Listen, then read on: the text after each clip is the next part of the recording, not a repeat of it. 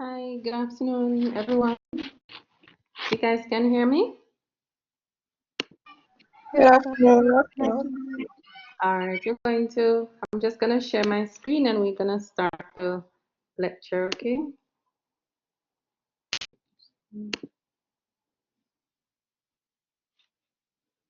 All right, everyone can see my screen?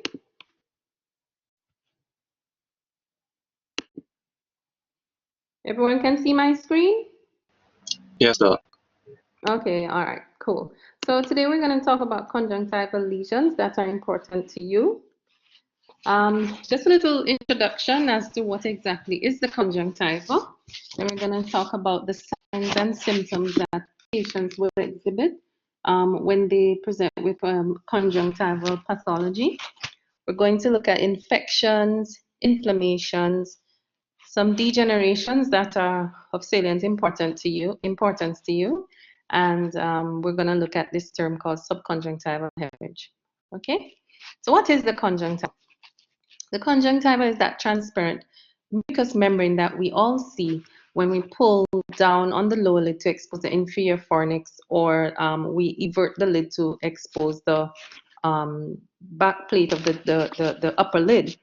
But it actually extends from the upper eyelid margin on the back surface of the upper eyelid up into the superior fornix, across the bulbar conjunctiva or the anterior of the globe when you open your eyes, that area between the two lids, and it goes down into the inferior fornix and goes all the way back up to the back surface and of the lower lid and then the lower eyelid margin. All right, so it's the anterior surface of the globe. It has a rich vascular supply. As you know, it's supplied by the anterior ciliary arteries and the palpebral arteries. And the lymphatic drainage is important as well. If you remember from anatomy, the conjunctiva will drain down to your preauricular and your submandibular lymph nodes. So as I tried to describe in my definition, there are three anatomical parts to the conjunctiva. You have the palpebral part, which is the back surface of the upper and the lower eyelid. Then you have the fornix or the fornicial conjunctiva, which are the pockets just right up at the base of the upper lid and the base of the lower eyelid. That little pocket is called the fornix. And you have the bulbar conjunctiva, which is that space between the upper and the lower eyelid that you see. So that's the first membrane that you will hit when anything goes towards the globe. Okay? So it goes through the tear film and then it lands on the conjunctiva. So what you're actually looking at is not just the sclera, you're looking at the conjunctiva, which is transparent with a rich vascular supply, and behind it is the sclera, which is the opaque white structure that you see. Okay?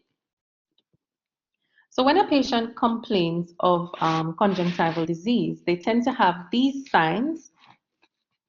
I'm trying to see my pointer. So everybody can see. You can see my pointer, right? No, So Lord. on this side, you're not seeing it? Yeah, let me try again. Oh, laser pointer here. There, you seeing that now? Yes. All right, so on this side, you have the lacrimation, the grittiness. These are the symptoms: the lacrimation or increased tearing, grittiness, stinging sensation, burning sensation.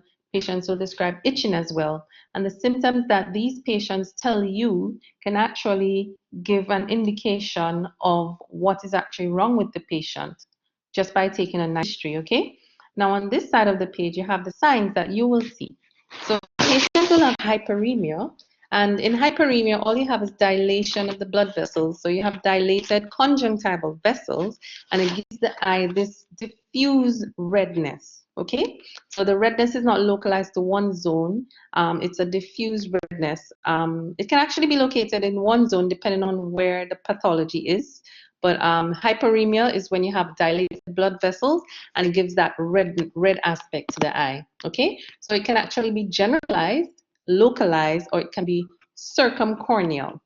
All right. So when you do the lecture with me again about uveitis, you look at circumciliary injection. So Corneal means it goes in a 360-degree pattern around the limbus. So that would be when you have circumcorneal hyperemia, okay, where it's concentrated around the limbus.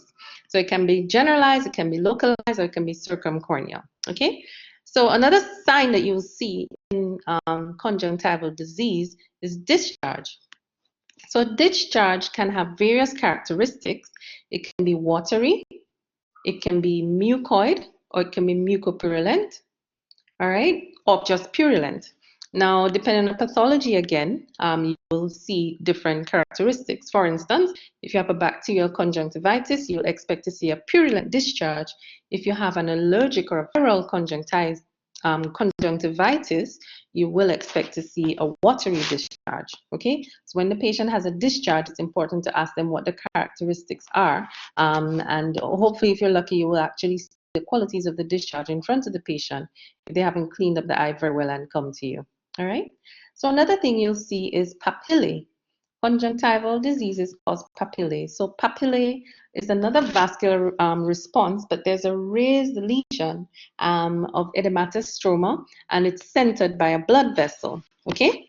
So the papillae in conjunctival disease can be giant papillae, or they can just be regular sized papillae, all right? When they're very giant and they have a certain appearance, they're called stone papillae.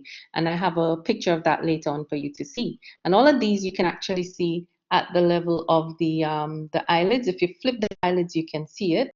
And depending on the pathology, all right?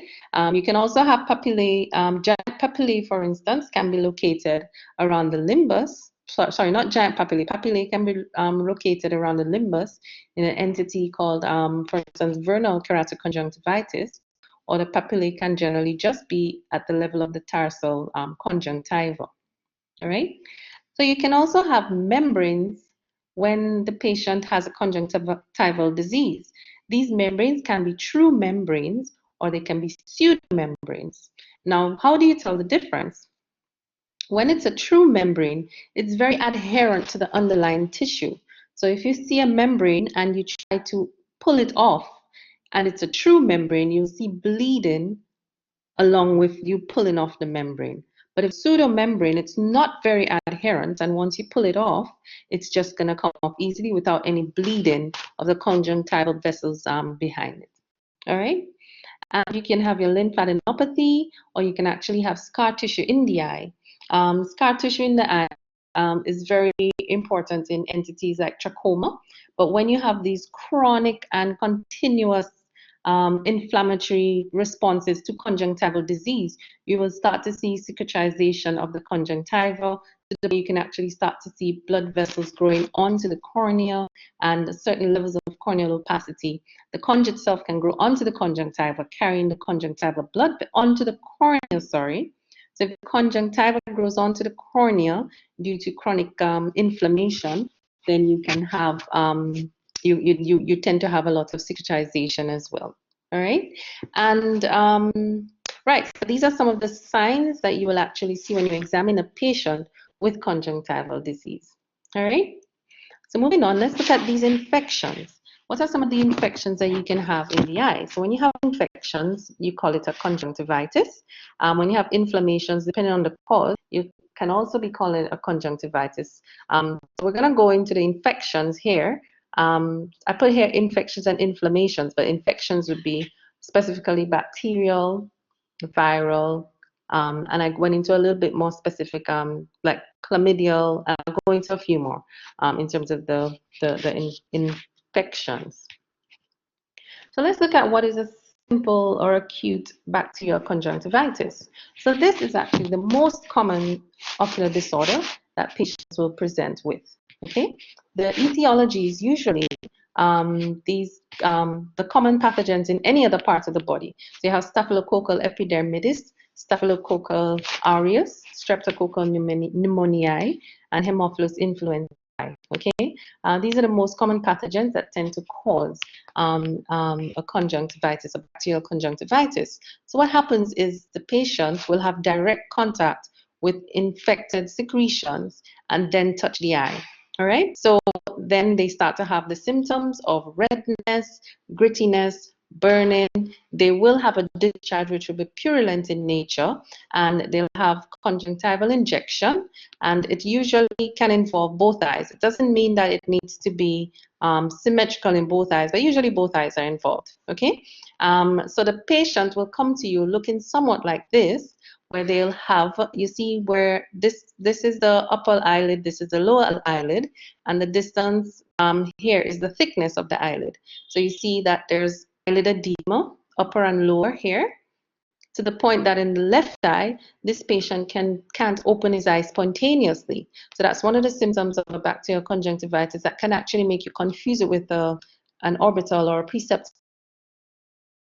Okay, so the patient will not normally be able to open their eyes, but the swelling is a lot worse in a cellulitis, preceptal or orbital. Okay, so eyelid edema, one of the differentials is a bacterial conjunctivitis. You notice that there are other signs of infection and inflammation here because the patient has the erythematous tone of the eyelids here, okay? So they can't open the eyes spontaneously. The eyes swollen shut. The eyelids themselves are swollen. When you look at the lashes tend to have discharge or crusting on them, okay? And if you look closer, you can actually see the nature of the discharge. Here in this patient, you can see the purulent discharge, okay? So now the difference with that and a preceptal or orbital cellulitis is that when you're able to open the patient's eye, you'll see other signs. We're not going into preceptal and orbital, but just conjunctival inflammation, okay? So when this patient opens their eyes, what you will see is the symptoms that we described before in terms of the diffuse hyperemia, which can be either around the limbus or it can be a diffuse appearance of the whole entire bulbar conjunctiva. You can see a little bit of now you can actually see, you may see a little bit of whiteness on the conjunctiva. You can see true membranes. Sorry, not true. You can see, this is an example of exudate or discharge that is so thick that it actually forms a little lining in the pockets of the fornix. Okay, so that discharge is what you're going to see when the patient has bacterial conjunctivitis, and you can actually see some membranes forming there. All right. So what do we do? It's important to debulk the eye of secretions. So in managing these patients, you tend to want to tell them to do a lot of eye care. We call it eye hygiene. So you ask the patient to use warm water and cotton and wipe away the secretions from the eye often. So they're not going to use the same moist cotton ball for the right eye that they use for the left eye, okay? So you dip it in the warm water and you just clean away. We like to use, well, I personally like to use moist cotton or Q-tips to wipe away secretions because there's less abrasion on the skin surface if it's a little wet. But you do it once and you throw it away and you use another one to do the other eye. And you do it often in the day, like 3 or 4 or 5 times, or as often as needs be. Because what you are looking for is that the eyelashes need to be nice and loose with no discharge, no matter clinging to it, because then it causes it's a nice home for bacteria. So you're trying to debulk the eye of secretions, let them stay open, and just wipe away the secretions. Tend to want to use antibiotics such as chloramphenicol, ofloxacin. So there are topical antibiotic drops of a wide variety that you can use for bacterial conjunctivitis. You must treat it with antibiotics, okay? You can also use an ointment if you want to, but I tend to use ointments more at nighttime because ointments tend to form a film over the eye and they tend to stay on the eye and the surface of the eye a bit longer. All right, so this is how you'd address your simple or acute bacterial conjunctivitis. All right, let's look at a specific type of bacterial conjunctivitis caused by Neisseria gonococcus. All right, so gonococcal conjunctivitis is a vernal infection, all right, caused by the Diplococcus. What tends to happen is the patient will have a history of sexual contact, and within 3 to 5 days of that sexual contact, you'll see them starting to develop symptoms, okay? Now, you can also get it in children, but I have a separate section for that. So what you tend to have is a very, very hyperacute presentation of discharge. So the discharge is very, very, very abundant. It's very purulent and creamy, all right? The patients tend to have even more severe eyelid edema. Usually both eyes are swollen shut in a very short period of time, and that is what scares the patient, the swollen shut eyes and the abundant discharge. And when you open up and look in, you will see a lot of chemosis. We know what chemosis is. Anyone can tell me what is chemosis? I'll just pause right here. Anyone wants to tell me what is chemosis? Anybody? Swelling of the conjunctival. Right, so chemosis is edema of the conjunctiva. Very good. So in this picture here, if you see my pointer, you notice that the conjunctiva is bulging outwards, right? So that is chemosis. And depending on how severe pathologies in the eye are, the chemosis can be even worse, to the point where you close your eyelids and the conjunctiva actually gets trapped between the eyelids. It can't close. And you can imagine that has its other set of problems. All right. So in this picture, I'm showing the chemosis here, all around here. So if you look, you see that the cornea is on one plane and the conjunctiva is bulging forward. Okay. So that is gonococcal conjunctivitis. Then you see that creamy, abundant discharge falling over the eyelids. All right. And when you look at the eyelids, you'll see the lid margin here, and it's very thickened, and the eyelids, upper and lower lid margin are thickened here. Okay. So that's an idea of what you see when you have a patient with gonococcal conjunctivitis. Now it's very rare. It's not as common as it was before. It's rare, but very significant. Okay. So gonococcal Neisseria gonorrhoeae has the ability to penetrate intact tissue.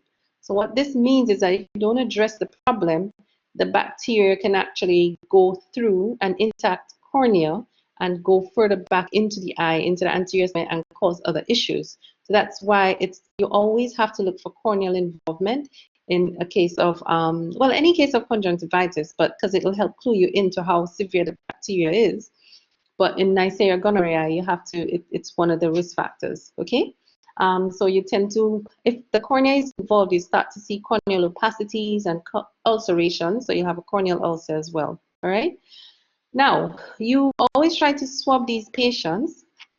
So you're going to do your culture stain, your conjunctival swab, and you're going to send for gram stain, and your gram stain and culture and sensitivity. You can actually look under the microscope and see the diplococci, okay? Well, you, but the lab, and that's how you get the diagnosis. Now you have to treat these patients with both topical and systemic medication. So topically, we like to give intravenous or intramuscular works as well. You can give them 1 dose of ceftriaxone, all right, as a start dose, and you can continue with treatment with topical antibiotics. And that's how you treat it, with the same level of lid hygiene. And you always tell the patient to monitor for worsening, because it should get better and not worse. And remember that these patients, because it's a sexually transmitted disease, they can actually also have a vaginitis or a urethritis. So you can check that out in your history as well. And it's one of the diseases that you have to do contact tracing for. So it's a public health disease, it's a risk, so you have to report that disease as well. All right. So we're going to go on to ophthalmia neonatorum. There's a whole lecture on this. I'm just going to touch briefly on this. So any conjunctivitis that you find in a neonate less than 1 month old is ophthalmia neonatorum. And there are different entities that can cause it. Okay, so the common causes are, I've listed here below, a Neisseria gonorrhoeae, but you can have it from Chlamydia trachomatis. You can have it caused by streptococci, Haemophilus influenzae, and other gram-negative organisms. And you can also have it being caused by viral entities such as herpes zoster, herpes simplex virus, okay? Not zoster, HSV. So what actually happens is during the delivery, when the baby passes through the passage, the baby can get the secretions from the mother, the infected secretions into the eye, and that predisposes the child to then develop in that the first few days of life, that conjunctivitis. So the patients are always at risk of severe ocular as well as systemic complications. So that's why you have to diagnose it early, and that's why you have a little protocol when the babies are born, where they put on this the drops in the eye, the silver nitrate in the eye. But this is a reportable disease. They'll have about the same symptoms as the adults, but in the child, you have to be more careful, okay? So you have to diagnose these patients. You take your conj swab and you send up for your gram stain. You can have the lab look under the microscope and identify the diplococci, and then you can start your treatment with IV in the case of children. You can give them ceftriaxone as well in the dose per weight, per milligram, 50 milligrams per kilogram per day. And you also want to treat them with topical medication as well. All right. So there's a whole lecture on ophthalmia neonatorium, so I'm not going to go into that. I'm just going to mention the chlamydial aspect of it, where you can have a subacute onset within 4 to 28 days after birth in a neonate. And the discharge is also mucopurulent and very, very abundant. When you examine the child, you'll also see these eyelid signs of papillae, and the patient will have a lot of conjunctival of eyelid swelling. And you want to make sure that as the ophthalmologist, you want to put in some drops to see what is going on in the cornea, because remember, it can penetrate the intact corneal epithelium and cause corneal ulcers, which can cause an endophthalmitis, which can cause other complications such as orbital cellulitis and brain abscesses. So in the neonates, it's very important to diagnose these diseases. Now, in terms of the other systemic problems, you can have the chlamydia, you know, that you can get your pneumonitis, your otitis, your rhinitis, okay? But essentially, hello? Somebody's mic is on? Okay, so moving on. So you want to treat these patients, and usually the treatment stems up to 2 weeks. Chlamydial infection is one of the infections that you get in childhood that can predispose you to a lot of scarring of the conjunctiva and further problems later on. So when you see an adult with conjunctival scarring, you can assume that it's because they had a chlamydial conjunctivitis. So that's one of the differential diagnoses for cicatricial conjunctivitis, okay? So we're going to move on to the more popular adenoviral conjunctivitis, which is the pink eye that we see, okay? So viral conjunctivitis, that is usually caused by adenovirus in 90% of the cases. Now I have to mention a special moment for coronavirus. We are probably all aware that one of the signs of coronavirus can actually be a conjunctivitis. And one of the the whistleblower doctor in Wuhan, China. This was an ophthalmologist who had actually discovered that there was an outsurge of coronavirus, right? So he didn't see it because the patient had a conjunctivitis, but I just have to mention him because, you know, he's one of the, he was there in the very beginning and he died with coronavirus. So essentially, it's not very common to have a, well, here we don't see that very often, but there are cases reported that you will have a conjunctivitis with coronavirus, and that can be one of the things that, because you can find coronavirus in the conjunctival secretions. So a patient can present like that, and we're on conjunctivitis, so I have to make you aware. So that's one of the reasons that we now use our gloves for our ophthalmic exam in the epidemic that we have, in the pandemic that we have now. So adenoviral conjunctivitis, very, very, very contagious, okay? The virus can survive on different types of surfaces for many, many days, and it can continue to have a lot of viral shedding before clinical features cannot be shown. So asymptomatic patients can still spread the disease, all right? So there are two types of adenoviral conjunctivitis, or two syndromes. One is called pharyngoconjunctival fever, and the other is the epidemic keratoconjunctivitis. That's the one that you see all the time. All right, so in the case of pharyngoconjunctival fever, it's because of the serotypes 3, 4, and 7, and you tend to have a lot of aerosol transmission found in children and adults. So these patients will tend to have a conjunctivitis as well as an upper respiratory tract infection, or they can complain of a sore throat. And when you look into their eye, you'll see all the signs of conjunctival disease. The discharge will be watery. You'll see You can also see the hyperemia of the conjunctiva, and in a 30% of these cases, you'll actually see corneal involvement. So the corneal involvement, remember, is called keratitis. Any lesions or inflammation of the conjunctiva is called keratitis. So you'll see a keratitis, and in 30% of these cases, all right? Then let me just pause because I heard a beep. Somebody has a question? Yes, doc. The serotypes are for which virus? Oh, the adenovirus. Okay, okay. Thank you. Oh, you're welcome. All right, let me try and go back to the full screen. All right, and let me get my laser pointer back. All right. So in the case of the epidemic keratoconjunctivitis, it's just a conjunctivitis where you have signs in the conjunctiva and you can have signs on the cornea as well. So it's direct contact, but 80% of these cases will have corneal involvement, hence the name keratoconjunctivitis, okay? So the majority of these cases will have corneal and conjunctival involvement. They don't usually have a history of sore throat or upper respiratory tract infection and that sort of thing.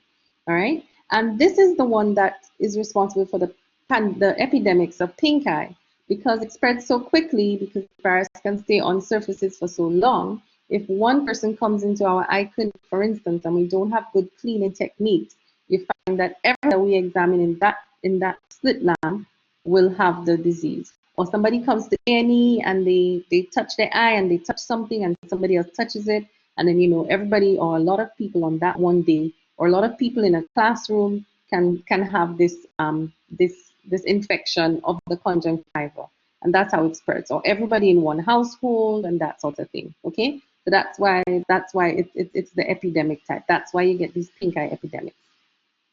All right. So when it comes to viral conjunctivitis, examining the eye is a bit different. So the presentation can be anywhere from mild to severe, okay? But it's very uncomfortable. The patient will have a history of contact with an infected face, and they'll start with an acute onset of watery eyes.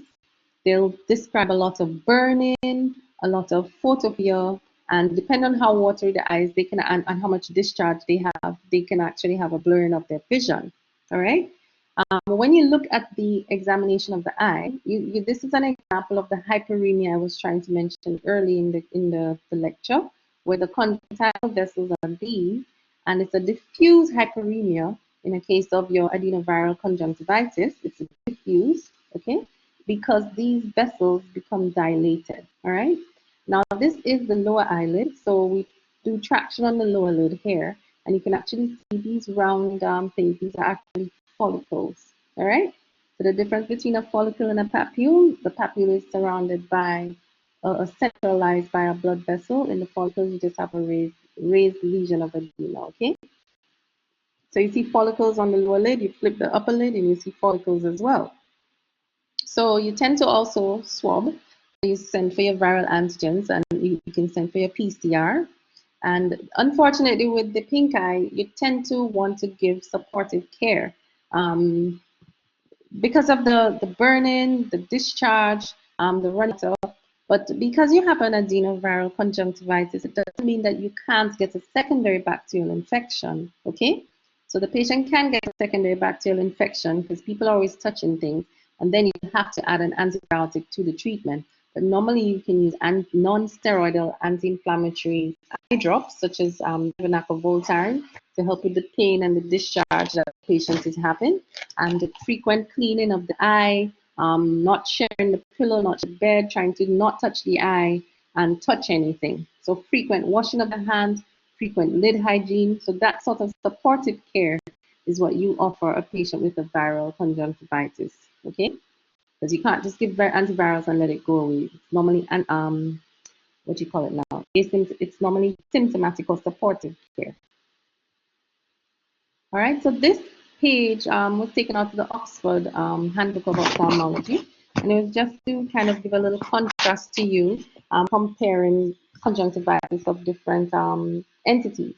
So in the bacterial, the eyes will normally be red, sticky, grittiness or foreign body sensation. They'll have an acute or hyperacute onset. It can involve one or two eyes.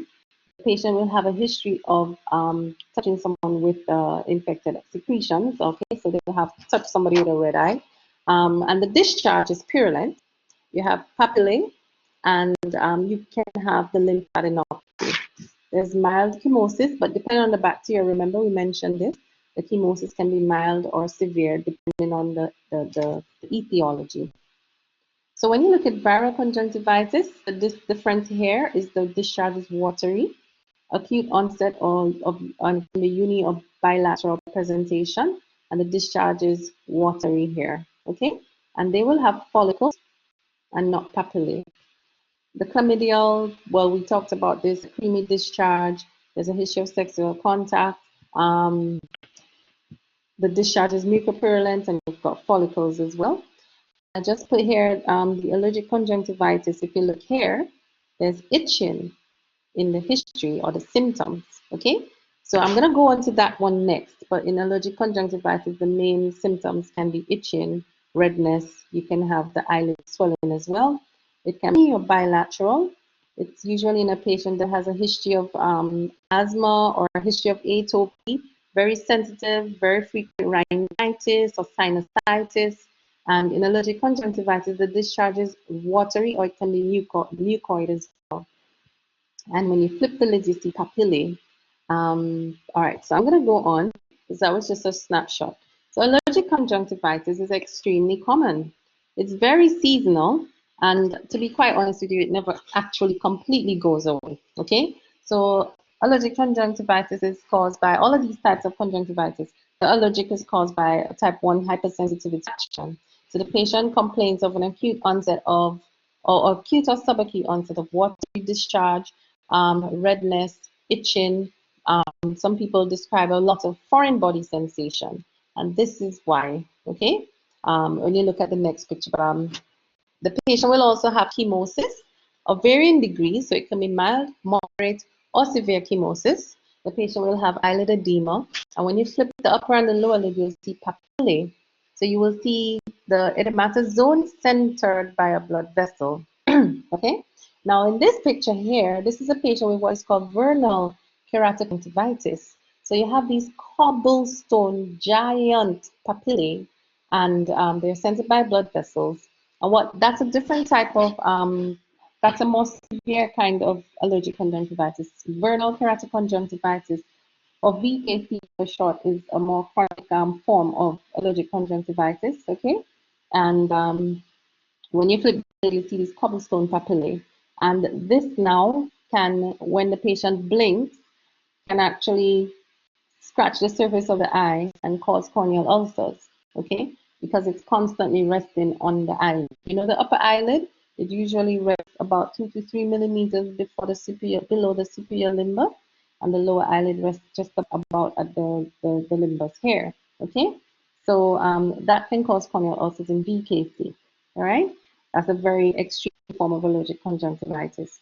So moving back to the regular allergic conjunctivitis, when you flip the lid, you will see papillae on the upper or the lower eyelid, and that clues you in. The patient here, that's a very nice description again of what chemosis looks like. This is a slit lamp examination, and you can see that there's some depth to the conjunctiva, so it's not flat and on the same plane as the anterior surface of the cornea. So you'll see the conjunctiva bulging. All of that is a fancy term for it's bulging, and it's edematous, okay? And you can appreciate the diffuse dilation of the conjunctival vessels here, all right? So you can identify the allergen, but in circumstances, I think that allergens are everywhere. So it's really hard to pinpoint because you've got a lot of dust in the summer, you have a lot of roads that are not paved, or people living in farming areas. So it's very, very difficult to identify the pathogen in these cases. Sorry about the phone. Right, so you tend to want to treat these patients with eye drops, okay? You can give them mast cell stabilizers. We have antihistamine drops, cyclosporin, all of these things are to reduce the immune response of the patient. And we also need to give the patient medication for dry eyes. So you give them lubricant eye drops as well. Because remember, they will have a lot of gritty sensation or foreign body sensation. So you give them mast cell stabilizers, antihistamines. You can give them lubricant eye drops as well. It helps a lot with these cases. And you also have the option to give systemic antihistamines as well. All of this is to reduce the immune response. All right. So we are going to move on to corneal degenerations. There are main degenerations that I'd like to talk about. The pterygium and the pinguecula. So the pterygium is this here, okay? So it is a triangular, I'm going to draw here, fibrovascular subepithelial growth caused by degeneration of the conjunctiva. So sunlight causes it, UV exposure. So you have the upper and the lower eyelid, and in that space you find the bulbar conjunctiva here. And because of the exposure to the sun, you tend to see these changes occurring on the level of the conjunctiva. All right. So right here you can see on the other picture that it's a bit more of a nice triangle here, but it's all the same. I want you to say it's a triangular fibrovascular subepithelial growth caused by degeneration of the conjunctiva. Okay, so it's elastotic degeneration. It's caused because of sunlight. And normally you'll have a pterygium extending over the limbus. Okay, so this is the lid here, the corneoscleral junction, and the conjunctiva goes to degeneration and it continues to spread across over the limbus onto the conjunctiva. Okay, now if you notice here, the pupil is here. So at this point, the pterygium right here has reached the visual axis and it will cause a decrease in the patient's vision. So hopefully we want to get it before it gets to that point. But unfortunately, I still have patients come in with it at that level. Okay? So the risk factors, as I mentioned, are ultraviolet exposure and a lot of surface dryness. Now, in the pterygium, it penetrates onto the cornea and it actually invades Bowman's layer. So when it gets to Bowman's layer, it means that anything we do to remove it, you're going to have a corneal scar. So this is another reason why we want to go ahead and treat a pterygium before it gets to this point. And there are various methods of treatment that I'll tell you about. Okay, so it invades Bowman's layer of the conjunctiva, encroaches onto the cornea, and it's a triangular fibrovascular lesion. Okay, so that's what a pterygium is. So in thinking about pterygium, it can be asymptomatic, meaning that you're walking around and there's no knowledge that you have a pathology. All right, it can be asymptomatic until you look in the mirror and you see it, or most of the time people looking at you will say, what is that you have in your eye?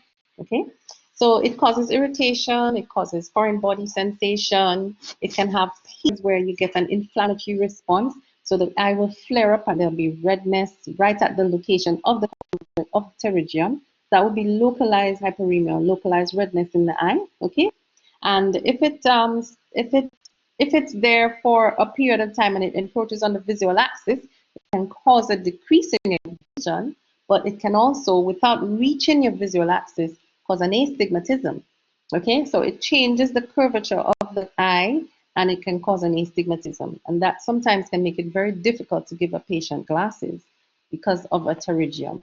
Okay, so how do you manage a pterygium? So when you talk about management of anything, you always have to go into prophylactic, medical, and surgical. Okay, so don't just jump into surgical treatment. You have to say that you can manage the patient by prophylactically by trying to avoid UV exposure. You want to tell the patient to wear these UV sunglasses. So when you have UV sunglasses, you have them in either 100, 200 or 100. If you notice when you buy eyeglasses in the sunglasses in the pharmacy, pay attention to the UV message. If it's not on it, then it doesn't have it, okay? Because once it has UV protection, it will have a sticker on the sunglasses. So I tell the patients to look for these types of sunglasses with which prevent UV exposure to the eyes. Now, another way to treat it medically is to give the patient treatment with lubricant eye drops. If the patient gets various modalities of lubricant eye drops, you can give them eye drops, or you can give them gels. Okay, so the gels in the eye are when the patient has a lot of severe dryness. The patient themselves will say, my eyes feel dry, and they'll have a lot of watery eye as well. That's another thing that tells you that the eye is dry. The eye will water when it's dry. So you give them lubricant drops. You can give them in various frequencies, maybe every 2 hours if it's very severe, or you can give them every 4 hours, or every 6, or every 8 hours as needs be. I tend to give eye drops during the day and gels at nighttime while the patient is sleeping, so that when they wake up in the morning, their eyes are nice and moist, because drops and gels will form a film over the eye and they might decrease the patient's vision. So I tend to give lubricant drops during the day and gels and ointment at night. Okay, so let's move on to the surgical treatment now. What are the indications for removing a pterygium surgically? The number one indication is cosmesis. Okay, well, I would say number two, sorry. The number one indication is a decrease in the vision. So you can imagine if the patient has a pterygium in the visual axis, that needs to go. So you try and encourage the patient to remove it because it's affecting the vision, number one. Number two, they will have a corneal scar, all right? So these are two things why if it's in the visual axis, it needs to go, all right? So that's the number one indication, a reduction in the vision. Number two, cosmesis. Another indication is if you've done it before and it reoccurs. So a recurrent pterygium has to be removed surgically. And number four, a very symptomatic pterygium. It may be small and not in the visual axis, but the patient presents with recurrent episodes of inflammation at that level of the pterygium, or they tend to get an abrasion right there at that spot because the pterygium is no longer a flat surface. It tends to be raised. And over that raised surface of the pterygium, you tend to have a lot of evaporation of the tear film. So that's why you can get so dryness and irritation in the eye when you have a pterygium, okay? So if it's very symptomatic, they can get an abrasion, they can get that excessive dryness of the eye, excessive redness and irritation, and that's another indication on when to remove it surgically. So there are a couple of ways that we can remove or excise a pterygium. All of these modalities here are good. The problem is that this one is just a simple bare sclera approach where we just lift it off of the conjunctiva and take it off and don't do anything with it. So that's called bare scleral excision, and it has an 80% recurrence rate. So I don't tend to do this anymore because some people have been successful, but there are patients who maybe after 5 or 10 years, or some people after 3 months, that they'll come back with the lesion like this, okay? So surgery is one thing and the medication after surgery is another. Both of it is important. And the third factor you must never forget for the patient, you have to reduce the irritation in the eye. So the patient should have UV protection and they should always have lubricant drops, okay? Because these are some of the factors that cause it to come. So you want to reduce that as much as possible. So the next approach that we'll look at is a conjunctival flap. So you do your simple excision and then you rotate the conjunctiva in such a way that it covers the area where the pterygium was. That tends to be a little less frequent, cause a little less recurrence, okay? Then the third procedure, we can do a conjunctival autograft where you remove the excision with procedure number one, and then you take some conjunctiva from a different part of the eye. Usually we could use the superior limbus, the conjunctiva at the superior limbus, and we relocate it to that area where the pterygium was.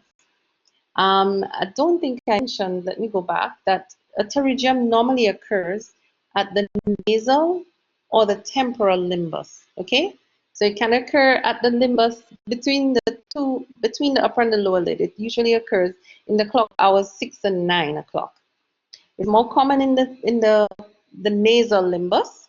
So if it's your right eye, this will be common at 3 o'clock. If it's your left eye, it'll be common at 9 o'clock, okay? But it is common in the nasal limbus, and it can occur in the temporal limbus, but it's more often seen in the nasal limbus. So when it's in the temporal limbus, you kind of want to differentiate from either a pseudopterygium or a foreign body granuloma or other things, or previous history of chemical injury in the eye. These are things that will cause pseudopterygium, okay? But the real pterygium, that's what it is. So in terms of the location of the eye, we take the pterygium out. Let's say we're talking about one at the nasal limbus, and we replace that area where there's no tissue now with conjunctiva from the superior limbus. All right. So we can also replace it with an amniotic membrane patch graft, and because amniotic membrane has a high level of tissues that can grow into lots of cells. So we can replace the membrane with an amniotic patch graft, which can be a dry graft or a wet graft implanted. We actually suture it or use special glue to put it in that location where we remove the pterygium. And it sort of forms a bridge so that the base of the pterygium, when we excise it, doesn't just grow all the way back. So I'll go back to this picture here. It's a triangular lesion where you have the apex of the triangle on the cornea and the base of the triangle towards the sclera, on the sclera, okay? And another thing that we can do is use these this adjunctive, all right, to reduce the healing process. So you tend to use mitomycin C. In the old days, we used to use beta irradiation therapy.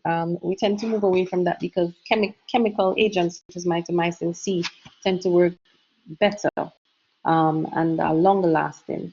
So we tend to use these adjunctive therapy to reduce the rate of recurrence in the pterygium, and they work very well. So moving on from a pterygium to the important degeneration in the eye, we have the pinguecular. So the pinguecular is not a triangular-based lesion, okay? The pinguecular is also caused by sunlight exposure, so it's elastotic degeneration of the conjunctival stroma, and it's just adjacent to the limbus.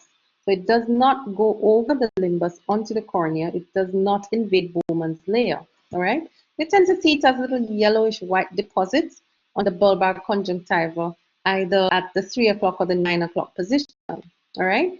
And it tends to be just a little raised area here, and normally it tends to stay just as it is. All right. So because of the fact that it is adjacent to the limbus and it's an elevated lesion, you can also have these symptoms of burning, dryness, foreign body sensation. And when you look into the eye, you see that lesion right here. It tends to grow very slowly, and it's usually most times asymptomatic. The harm that a pinguecular will do is that it can become abrased, as in the epithelium can get scraped off and it can cause irritation at that point in the eye, or you can actually get dry eyes, all right? And in that case, we tend to want to treat it with lubricant eye drops. If there's an abrasion, you tend to want to use some antibiotics because the patient can get an infection secondarily, but most of the time we manage the pathology with topical lubricants, okay? And we're going to move on now from the degenerations to the entity of subconjunctival hemorrhage. Okay, so a subconjunctival hemorrhage is now a localized area of redness in the eye. Okay, so if you see that, you can actually describe it as a beefy redness to the conjunctiva. So it's usually idiopathic. So a patient will come in very concerned and say that their eye is bloodshot. But when you take a look now, you see it's a subconjunctival hemorrhage. So you want to do a history and a physical exam on these patients. So it's usually spontaneous. They wake up in the morning, they don't know what they did, right? And they see the eye red, or they go to work normally, and then people start telling them that there's something wrong with their eye is very red, all right?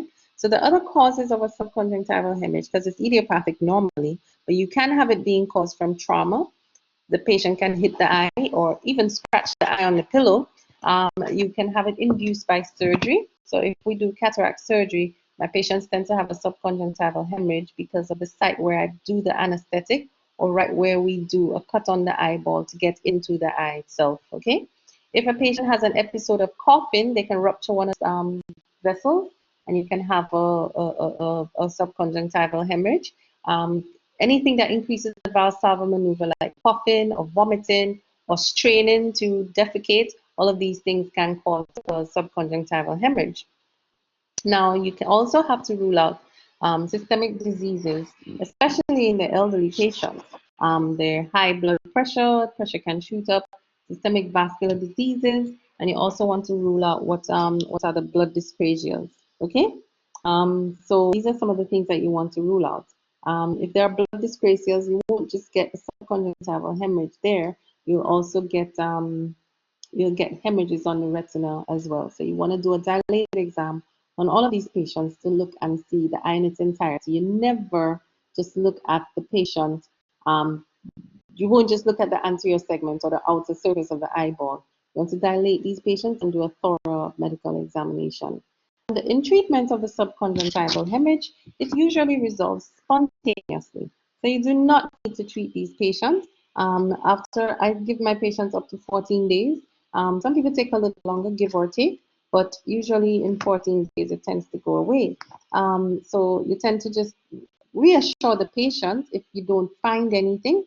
And in worst case scenario, I would just give lubricants because patients usually describe the eye feeling weird.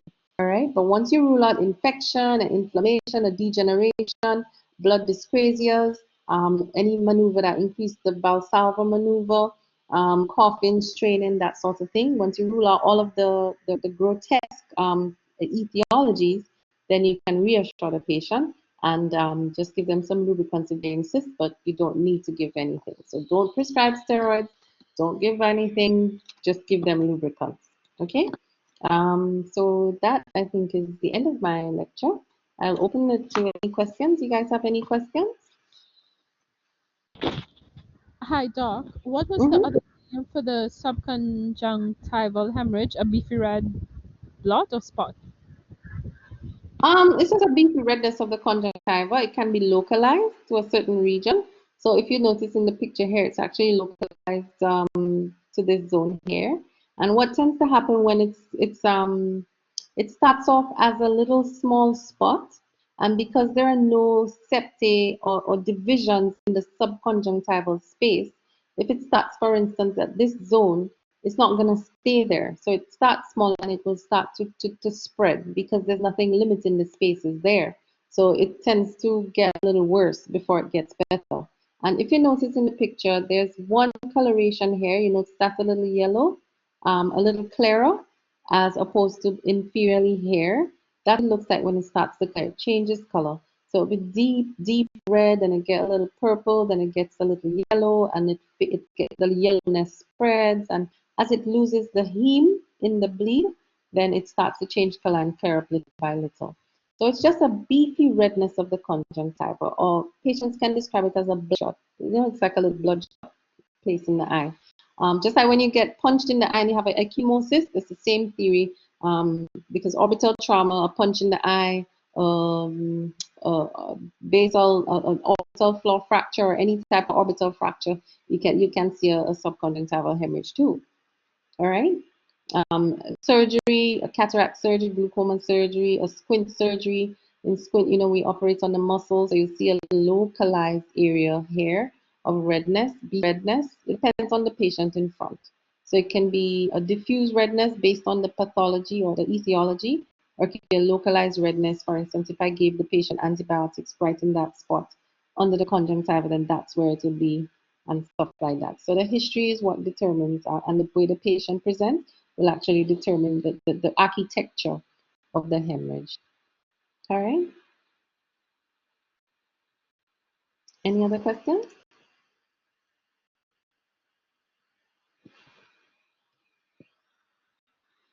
So these are all just a prelude to your studying, guys, okay?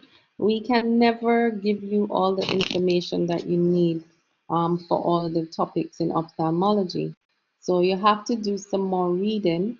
My aim is always to percolate your brain cells, to just titillate your brain cells and just stimulate them. So I tell you the topics that are important and relevant, give you some information, and you go and read it, because I find that you are, as a medical student, you consolidate things better when you read them, okay? So in looking at the different, you need to do some reading on this topic. I've had people in exams say, oh, I've never heard of a pterygium. It could be like 5 minutes when you're in the lecture and you just doze off, or you just look away and boom, that's what comes in your exam, or that's what comes to you as a patient. Okay, so remember that in medicine, everything is important. It's impossible for you to remember everything, but the highlights of the lectures are to give you the points that you must remember. Okay, because you will have a relative with a tumor or pinguicular. You will have somebody who has a conjunctivitis. You will have somebody that's complaining that the eye is swollen and red, and you don't want to confuse a preseptal cellulitis with an allergic conjunctivitis. So the history is very important. Next, your physical examination. Know the signs and the symptoms of conjunctival disease, and that will clue you in to what is happening with the patient. And then look and do your reading. Look at some pictures. I've tried to give a lot of pictures in the lecture so you can get an idea of what things look like. But this is just the prelude to what you're going to do when you do your reading. Read it now, you never have to read it that hard again. All right, so any other questions? All right, so I'm gonna just come out of my screen sharing and well, let's stop screen sharing and go to you guys. All right, so if there are no more questions, I will actually end the lecture. All right.